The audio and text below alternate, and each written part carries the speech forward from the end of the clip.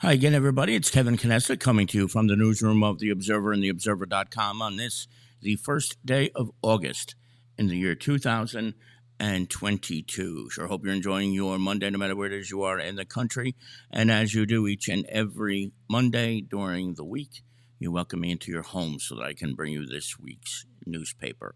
And as you can see on the front, a couple of things going on here. First is first class cadets. And a couple meanings to that headline. This is the first year that the East Newark Police Department has put on a junior police academy. They were working originally with Harrison, but Mayor Dina Grillo and the Chief Montero, they decided to do it on their own. And so Billy Arizuma, who is also the town's community-oriented police officer, pulled it together. There were 11 children who took part in the inaugural event. Had plenty to do. There's a photo there of the kids on a Coast Guard cutter. They got to meet and tour the New Jersey State Police helicopter and a bunch of other things, including physical training, discipline, things of that nature. So Billy and the chief did a phenomenal job pulling this all together. And last Friday, they graduated. There was a ceremony at the park near Town Hall. They all received certificates, and it seems like every single one of the 11 kids who went had a great experience. So we say congratulations to Billy and Chief Montero for putting this together, and for Mayor Grillo for permitting it to happen in East Newark. And it's the first of what will likely be very, very many junior police academies to come for the borough of East Newark. Also on the front page, North Arlington, it's the Archdiocese of Newark that's looking to build a new open-air mausoleum and chapel at the Holy Cross Cemetery in North Arlington. So Ron Lear has all the plans and what you might expect for something like that. It's going to be ridiculously beautiful. They do a phenomenal job. They did on the last one, and this one looks to be just as beautiful as the most recent mausoleum that was built, I believe, 12 years ago. Also on the front page, there is a photo of the PBA, FMBA, NCS 11. Mina Claudius, the president of the PBA, brought this photo to us with Juan Barroso, who is involved with the FMBA. The three town labor unions got together, purchased and donated 50 passes for the Lincoln School pool for families that needed them and might not necessarily be able to afford them. So this is the second time within just a couple of week period that the three labor unions got together to collaborate on something. A couple of weeks ago, they donated a significant amount of food to the townwide pantry. And I think a lot of the credit on this has to go to Mina Claudius, who has made it his mission as the new PBA president to reach out to the FMBA and to CS11 and say, hey, listen, we're good when we're on our own, but when we band together, we can do a lot more good for the community. And that's exactly what they've done twice already. And it's my understanding that this is only the beginning. You know, this is going to be continuing for the next 2 years during the Claudius's presidency. And it is certainly good to see the three unions getting together. In fact, from what I understand, it's almost unheard of that the three unions in the past did things jointly, and now they've already done two within a 3-week span. So well done for all those who are involved in the three unions in getting this done, and for continued success doing more of the same.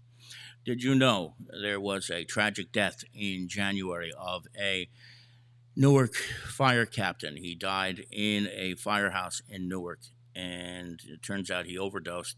And the man who allegedly sold him the drugs on which he overdosed is a resident of Kearny. And you can read the story about this guy, whose name I'm not going to mention, who was arrested last week by the Essex County Prosecutor's Office and charged with the crimes that led to the death of this fire captain in the city of Newark. That's on page number 2, as well as the swim program in Harrison, which is underway and will be until the end of the month. And they're doing a great job, the recreation department. It's at Washington Middle School, and kids learn to swim. There's lifeguards, there's teenage trainers and things of that nature. And the pool is open throughout the summer for Harrison residents, and their hours are listed in the story. So check it out, and especially during these hot days. And it's supposed to be pretty darn hot on Thursday and Friday this week. That pool at Washington Middle School is a good escape from the heat, so check it out. It's very, very inexpensive for Harrison residents. Speaking of temperatures rising, the PSENG is warning us again that scams are on the rise as the temperatures get hot. And I'm working on a scam report that I'm going to put together for video in the coming weeks. And folks, this is just getting out of hand with elderly people being scammed into believing that they didn't pay their PSE&G bill, and if they don't within an hour, that their power is going to be shut off. That just doesn't happen. It just doesn't happen. But unfortunately, a lot of senior citizens are buying it. And what they do is they say, if you don't go out and buy a $500 gift card from Target or Walmart or Best Buy or a Google Play card, we're going to turn off your power. And people don't even think about it. They think, I don't want to lose my power in 100-degree weather, so I'm going to go out and buy this thing. But you gotta, please, I can't implore you enough for your family members who are seniors, friends, anybody. PSENG is not going to call you and say, if you don't pay X amount of dollars within 60 minutes, we're going to shut you off. And they are certainly not going to ask for a Target gift card or a Walmart gift card or a Best Buy gift card. None of that happens. Best Buy gift cards are to buy things at Best Buy. Walmart gift cards are to buy things at Walmart. They are not to pay utility bills. They are not to pay for taxes. They're not to bail somebody out of jail. I can't stress this enough. We've said it so many times on this here spot.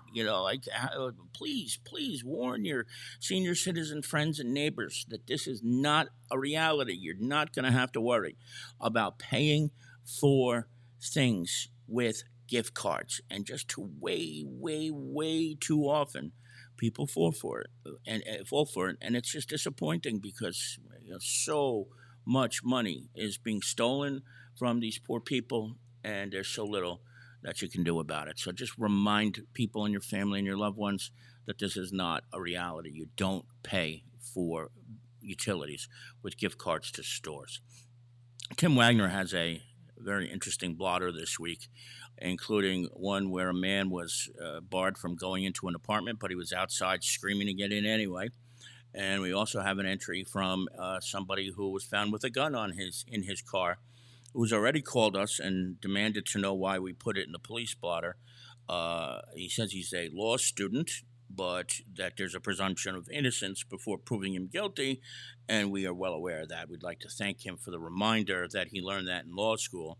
But the truth of the matter is, I don't think the police make things up. So there's a reason why you're in the blotter, bud. Think about it.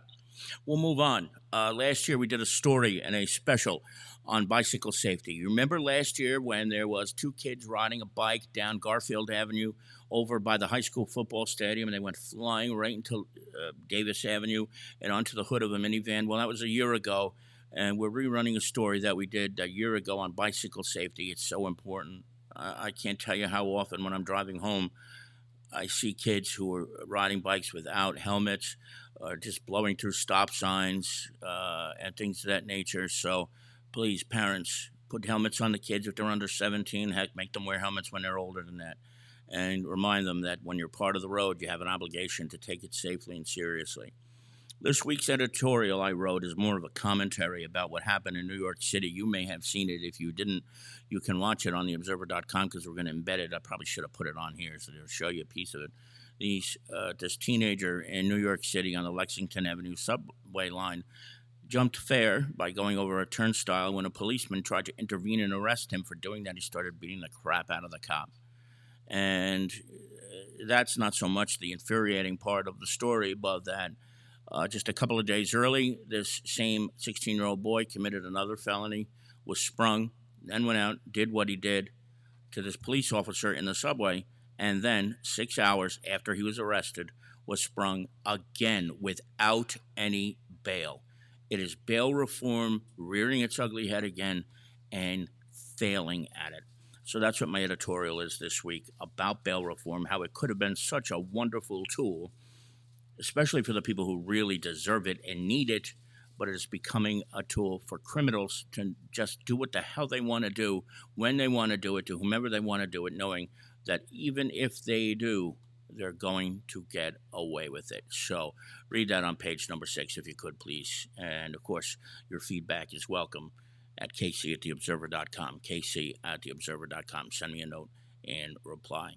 Jason Bernstein has plenty of sports this week, including a young man from Nutley who went to St. Joe's Regional High School and was signed by the San Diego Padres last week. He wasn't drafted, but he was signed by the Padres. I won't tell you who it is. You go ahead and look at it. And he's got a couple other stories as well. So check those out when you get a chance. Jason Bernstein doing a good job with sports. And of course, we have 2 pages of classifieds as we do every week. So if you're looking for a job or a place to live, anything of that nature, you're going to find it in this week's classified here at The Observer.